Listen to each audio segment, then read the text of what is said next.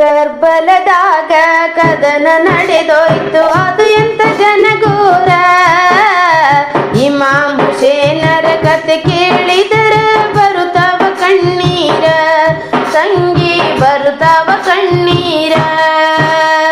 ಕರ್ಬಲದಾಗ ಕದನ ನಡೆದೋಯ್ತು, ಅದು ಎಂತ ಜನಘೋರ.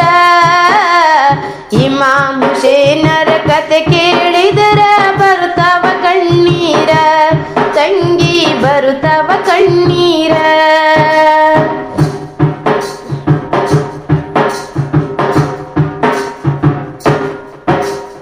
ಕರ್ಬಲದಾಗ ಬಂದ ಎಳೆದರ ಇಮಾಮ್ ಹುಸೇನರ, ಮೊಹರಂ ತಿಂಗಳ 2ನೇ ತಾರೀಕು ಇತ್ತರಿ ಗುರುವಾರ, ಅಂದು ಇತ್ತರಿ ಗುರುವಾರ.